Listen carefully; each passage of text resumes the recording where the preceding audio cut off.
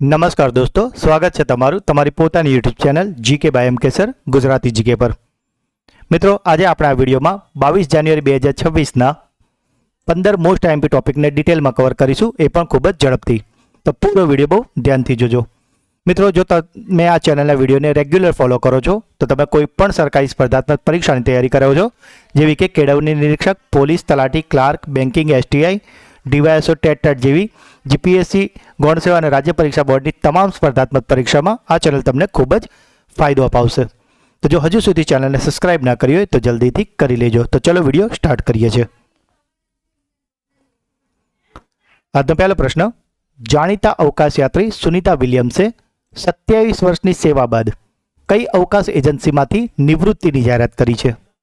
તો મિત્રો, આજે સુનિતા વિલિયમ્સ છે કે જે મૂળ ભારતના મહેસાણાના સતલાસણાના વતની છે અને તેમણે હવે 27 વર્ષની પોતાની કારકિર્દીમાંથી હવે નિવૃત્તિની જાહેરાત કરી છે.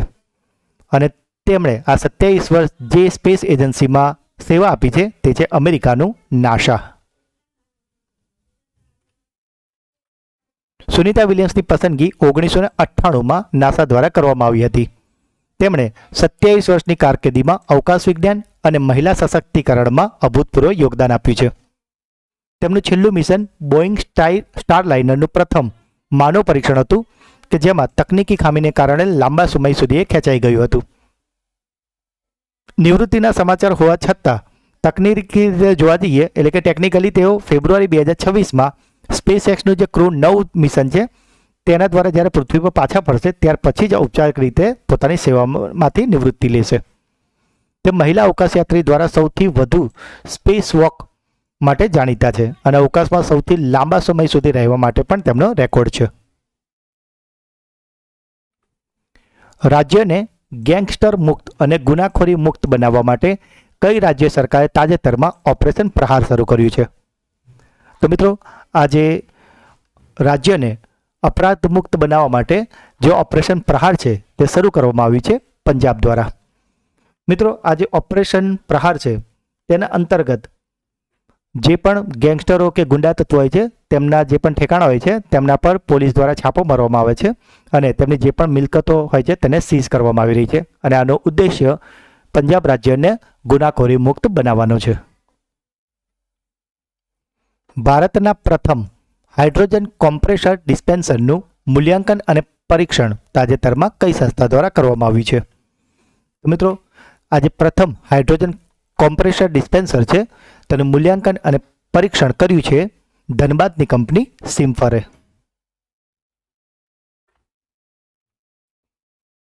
આર્ટેમિસ 2 મિશનની પ્રથમ મહિલા અવકાશ યાત્રી તરીકે કોની પસંદગી કરવામાં આવી છે? તો મિત્રો, આજે મિશન છે આર્ટેમિસ 2 તેમાં પ્રથમ મહિલા અવકાશ યાત્રી તરીકે પસંદગી થઈ છે ક્રિસ્ટીના કોચની.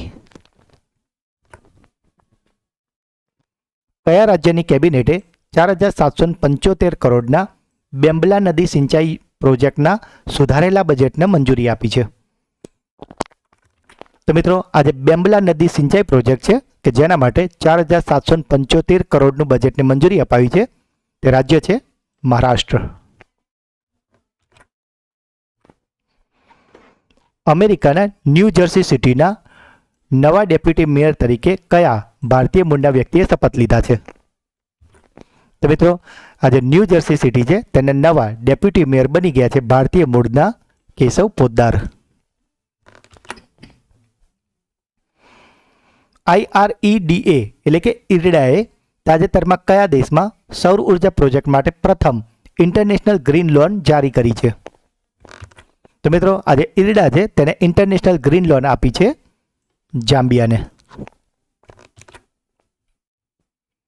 તાજેતરમાં બહાર પાડવામાં આવેલા ડેટા અનુસાર વર્ષ 2025માં કયા દેશની વસ્તીમાં લગભગ 30 લાખ એટલે કે 3 મિલિયનનો તીવ્ર ઘટાડો નોંધાયો છે?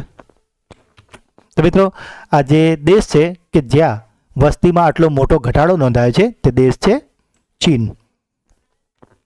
એકચ્યુઅલી દોસ્તો, ચીન છેલ્લા 3 વર્ષથી આવી જ રીતે તીવ્ર વસ્તી ઘટાડાનો સામનો કરી રહ્યું છે. 46મી મેનેજમેન્ટ કોંગ્રેસમાં કોને આઉટસ્ટેન્ડિંગ ગવર્નન્સ લીડરશિપ એવોર્ડ એનાયત કરવામાં આવ્યો છે? તો મિત્રો આજે આઉટસ્ટેન્ડિંગ ગવર્નન્સ લીડરશિપ એવોર્ડ છે તે અપાયો છે ધીરજ શર્માને.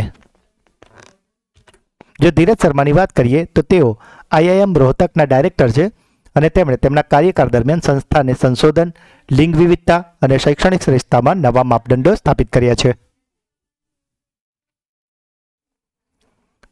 India international conference on democratic election and management 2026, જેનું ટૂંકું નામ છે IICDEM 2026.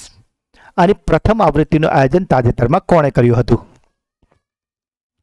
તો મિત્રો આજે IICDEM 2026 છે તેનું પ્રથમ આવૃત્તિનું આયોજન કર્યું છે ભારતીય ચૂંટણી પંચે એટલે કે ઇલેક્શન કમિશન ઓફ ઇન્ડિયાએ. તાજેતરમાં ચર્ચામાં આવેલી બ્રાન્ડ હિમભોગ મુખ્યત્વે કયા રાજ્ય સાથે સંબંધિત છે? તો મિત્રો આપણે નામ પરથી જ જજમેન્ટ લઈ લેવાનું છે કે હિમભોગ, એમાં હિમ એટલે છે હિમાચલ પ્રદેશ.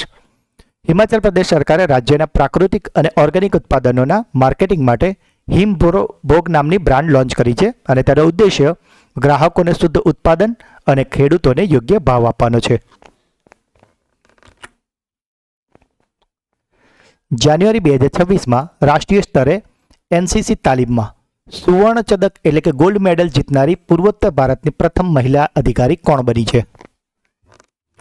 તો મિત્રો આજે NCC તાલીમમાં સુવર્ણ ચંદ્રક જીત્યું છે અને જે પૂર્વોત્તર ભારતની પ્રથમ મહિલા અધિકારી છે તેમનું નામ છે KM સુધા. KM સુધાની વાત કરીએ તો તે ગ્વાલિયરની ઓફિસર્સ ટ્રેનિંગ એકેડેમીમાં યોજાયેલા એસોસિએટ NCC ઓફિસર કોર્સમાં એકંદરે પ્રથમ સ્થાન મેળવ્યું છે. કેન્દ્ર સરકારે કયા રાજ્યમાં BSFની ચોકીઓને આંતરરાષ્ટ્રીય સરહદ કે જેને ઝીરો લાઇન કહીએ છીએ તેની નજીક ખસેડવા માટે સૈદ્ધાંતિક મંજૂરી આપી છે? તો મિત્રો આજે BSFની ચોકીઓને ઝીરો લાઇનની નજીક લઈ જવાની જે મંજૂરી અપાઈ છે તે રાજ્ય છે પંજાબ. એકચ્યુઅલી દોસ્તો થતું તો એવું કે જે અહીંયા આપણી આંતરરાષ્ટ્રીય બોર્ડર આવેલી છે તો તેમાં આ રીતે બોર્ડર આવતી હોય તો તેમાં જે આપણી ફેન્સિંગ હોતી હતી તેની વચ્ચે ખૂબ જ જગ્યા રાખવામાં આવતી જેથી સુરક્ષાને બાબતમાં કોઈ ઢીલાસ ના રહે. પરંતુ આનાથી નુકસાન એ થતું હતું કે ઘણા બધા ખેડૂતોની ઘણી બધી જમીન એટલે કે એમના ખેતરો આ એરિયામાં કવર થઈ જતા હતા અને જેનાથી તેમને ખેતી કરવા પૂરી જમીન મળતી નહોતી અને તેમને ભારે નુકસાન જતું હતું. અને આના માટે તેઓ અવારનવાર રજૂઆત કરતા હતા અને ફાઇનલી હવે કેન્દ્ર સરકારે ઝીરો લાઇનની નજીક આ BSFની ચોકીઓ ખસેડવાની સૈદ્ધાંતિક મંજૂરી આપી દીધી છે અને જેના કારણે હવે આ જે બોર્ડર આજે તમે તારની ફેન્સિંગ જોઈ શકો છો એ હવે વધારે છેક બોર્ડરની નજીક અહીંયા આવી જશે જેથી કરીને ખેડૂતોની આ જે જમીન હતી એ હવે તેમને પાછી મળી જશે અને તેઓ છૂટથી ખેતી કરી શકશે. ઉપરાષ્ટ્રપતિ CP રાધાકૃષ્ણને જાન્યુઆરી 2026માં કોની આત્મકથા પલાની વેલુ ગટ્સનું હિન્દી સંસ્કરણ બહાર પાડ્યું છે? તો મિત્રો આજે આત્મકથા છે પલાની વેલુ ગટ્સ કે જેનું હિન્દી સંસ્કરણ ઉપરાષ્ટ્રપતિ CP રાધાકૃષ્ણન દ્વારા બહાર પાડવામાં આવ્યું છે અને આ આત્મકથા છે ડૉક્ટર C પલાની વેલુની. હવે જો વાત કરીએ ડૉક્ટર C પલાની વેલુની તો તેઓ એશિયામાં લેપ્રોસ્કોપિક કેન્સર સર્જરી રજૂ કરવાનો શ્રેય તેમને આપવામાં આવે છે. આજનો છેલ્લો સવાલ મિત્રો, આજે તમે જો ધ્યાન આપ્યું હોય તો આજે જે પ્રશ્નો છે એમાં મોટાભાગના પ્રશ્નો મહિલાઓને સંબંધિત છે અને એટલે જ આજે આપણે થંબનેલમાં પણ આપણે ત્રણેય સ્ત્રીઓ એટલે કે મહિલાઓને રાખી છે અને આપણે તેમને આપણા તરફથી એમને એક ટ્રિબ્યુટ આપવાનો પ્રયત્ન કર્યો છે અને આ આપણા માટે એક ગર્વની બાબત છે કે મહિલાઓ દરેક ક્ષેત્રમાં આ રીતે આગળ વધી રહી છે. આજનો છેલ્લો સવાલ છે મિત્રો, કયા ભારતીય બેડમિન્ટન સ્ટાર ખેલાડીએ તેની આંતરરાષ્ટ્રીય કારકિર્દીમાંથી સત્તાવાર રીતે નિવૃત્તિની જાહેરાત કરી છે? તો મિત્રો આજે બેડમિન્ટન સ્ટાર ખેલાડી છે કે જેમણે હવે આંતરરાષ્ટ્રીય કારકિર્દીમાંથી નિવૃત્તિની જાહેરાત કરી છે અને તેઓ છે સાયના નેહવાલ. તો મિત્રો આ હતા આજના 15 મોસ્ટ એમપી પ્રશ્નો. હવે સમય છે તમારી બ્રેન બૂસ્ટર ટેસ્ટનો જેના જવાબો તમારે કોમેન્ટમાં લખવાના છે. આજનો પહેલો પ્રશ્ન, જાણીતા અવકાશ યાત્રી સુનિતા વિલિયમ્સે 27 વર્ષની સેવા બાદ કઈ અવકાશ એજન્સીમાંથી નિવૃત્તિની જાહેરાત કરી છે?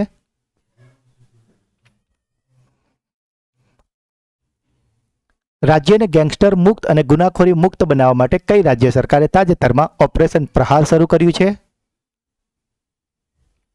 અને આજનો છેલ્લો સવાલ, કયા ભારતીય બેડમિન્ટન સ્ટાર ખેલાડીએ તેની આંતરરાષ્ટ્રીય કારકિર્દીમાંથી સત્તાવાર રીતે નિવૃત્તિની જાહેરાત કરી છે? તો મિત્રો ત્રણેય પ્રશ્નના જવાબ તમારે કોમેન્ટમાં લખવાના છે. હવે સમય છે તમારા સુપરફાસ્ટ પ્લસ રિવિઝનનો, કે જેમાં આપણે ગઈકાલના જે 15 પ્રશ્નો હતા તેનું ફટાફટથી એક રિવિઝન કરી લઈએ. અને જે મિત્રો આ ચેનલના વિડીયોને દરરોજ જુએ છે તેમને પણ એક રિવિઝન થઈ જશે કે ગઈકાલના જે પ્રશ્નો હતા તેનો જવાબ તમે જોયા વગર પહેલેથી તમને માઇન્ડમાં ક્લિક થાય છે કે નહીં, અને તેનાથી તમને તમારી તૈયારીનો પણ અંદાજ આવતો જશે. ગઈકાલનો પહેલો પ્રશ્ન હતો, 21 જાન્યુઆરીએ કયા રાજ્યનો સ્થાપના દિવસ ઉજવવામાં આવ્યો હતો? તો 21 જાન્યુઆરીએ મણિપુર, ત્રિપુરા અને મેઘાલયનો સ્થાપના દિવસ ઉજવવામાં આવ્યો હતો. મિત્રો ગઈકાલે આપણે તમને જણાવ્યું હતું કે 2026માં એમનો કયા નંબરનો સ્થાપના દિવસ ઉજવવામાં આવ્યો હતો, તો તમારે તે કોમેન્ટમાં જણાવવાનું છે. તાજેતરમાં કોને ભારતીય રેલવેનું સર્વોચ્ચ સેવા સન્માન અતિ વિશિષ્ટ રેલ સેવા એવોર્ડ એનાયત કરવામાં આવ્યો છે? તો આજે અતિ વિશિષ્ટ રેલ સેવા એવોર્ડ છે તે એનાયત કરાયો છે ચંદના સિંહાને. ભારતીય વૈશ્વિક સ્તરે બીજો સૌથી મોટો 5G વપરાશકર્તા દેશ બની ગયો છે ભારત. તો પહેલો દેશ કયો છે? તો મિત્રો 5Gના વપરાશમાં પહેલો દેશ છે ચીન અને બીજો છે ભારત. વિદર્ભે કોને હરાવીને વિજય હજારે ટ્રોફી 2025-26નું ટાઇટલ જીત્યું છે? તો વિદર્ભે હરાવ્યું હતું ફાઇનલમાં સૌરાષ્ટ્રને. જાન્યુઆરી 2026માં નવી દિલ્હીમાં યોજાયેલા પ્રથમ નમો બુક ફેસ્ટ દરમિયાન જેનવી બનો અને મહાત્મા આ નામના 2 નવા પુસ્તકોનું વિમોચન કોણે કર્યું હતું? તો વિમોચન કરાયું હતું ડૉક્ટર જીતેન્દ્રસિંહ દ્વારા. પ્રોજેક્ટ ડોલ્ફિન હેઠળ ગંગા નદીના સમગ્ર વિસ્તારનો ડોલ્ફિન સર્વે તાજેતરમાં ઉત્તર પ્રદેશના કયા જિલ્લામાંથી શરૂ કરવામાં આવ્યો છે? તો આ જે પ્રોજેક્ટ ડોલ્ફિનનો સર્વે છે તે શરૂ કરાયો છે ઉત્તર પ્રદેશના બિજનૌરમાંથી.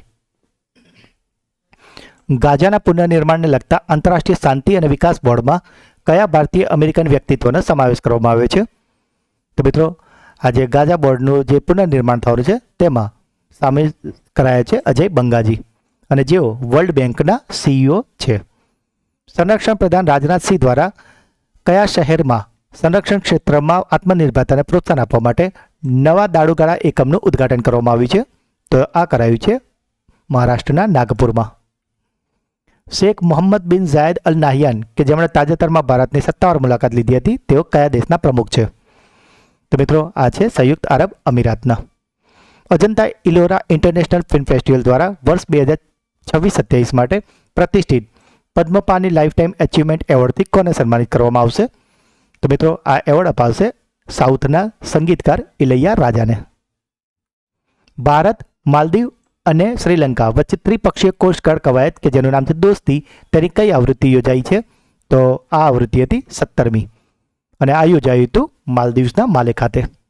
શિકારને રોકવા અને વન્યજીવોનું રક્ષણ કરવા માટે કયા રાજ્યના રાષ્ટ્રીય ઉદ્યાનમાં AI સંચાલિત થર્મલ ડ્રોન સર્વેલન્સ સિસ્ટમનું ઉદ્ઘાટન કરવામાં આવ્યું છે? તો આજે ડ્રોન સર્વેલન્સ છે તે થવાનું છે અસમમાં. કઈ રાજ્ય સરકારે તાજેતરમાં પેસા નિયમોના સત્તાવાર અમલીકરણની જાહેરાત કરી છે?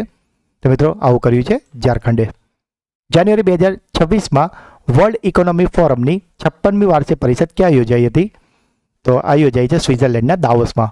અને ગઈકાલનો છેલ્લો પ્રશ્ન હતો, ભારત અને કયા દેશના કોસ્ટગાર્ડે દરિયાઈ પ્રદૂષણને નિયંત્રિત કરવા અને દરિયાઈ સુરક્ષાને મજબૂત બનાવવા માટે ચેન્નઈના દરિયાકાંઠે સંયુક્ત કવાયત હાથ ધરી હતી? તો મિત્રો આ જે કવાયત છે એ ભારતે કરી હતી જાપાન સાથે. તો મિત્રો આ હતા ગઈકાલના 15 પ્રશ્નો કે જેનું અત્યારે તો આપણે ખૂબ જ ફાસ્ટ રિવિઝન કર્યું છે, પણ ગઈકાલના વિડીયોમાં આપણે એને ખૂબ જ ડિટેલમાં સારી રીતે અને ઇમેજ સાથે સમજાવ્યા છે. તો તમે જો તે વિડીયો જોઈ લેશો તો તમને ખૂબ જ ફાયદો થશે. અને મિત્રો જેમ અગાઉ કહ્યું તેમ આ ચેનલના વિડીયોને દરરોજ જોવાની એક આદત બનાવી લો, અને આ જ આદત એક દિવસ તમારી સફળ થવાની આદત માટે મદદરૂપ થશે. તો મિત્રો જો આપને વિડીયો ગમ્યો હોય તો તેને લાઈક કરો, જેવા પ્રશ્નો પૂછવામાં આવે છે કે તમારો કોઈ ડાઉટ છે એને કોમેન્ટ કરો, અને મિત્રો હું દરેક કોમેન્ટ વાંચું છું અને દરેકનો જવાબ આપવાનો મારો પ્રયત્ન હોય જ છે. અને જો આપને આ વિડીયો ગમ્યો છે તો તમારા તમામ વોટ્સઅપ, ટેલિગ્રામ અને સોશિયલ મીડિયા પર આને જરૂરથી શેર કરજો. અને જો હજુ સુધી ચેનલને સબસ્ક્રાઈબ ના કરી હોય તો જલ્દીથી કરી લેજો. તો મળીએ છીએ એક નવા વિડીયોમાં. ત્યાં સુધી ભણતા રહો, આગળ વધતા રહો. જય હિન્દ, જય ભારત, જય ગુજરાત.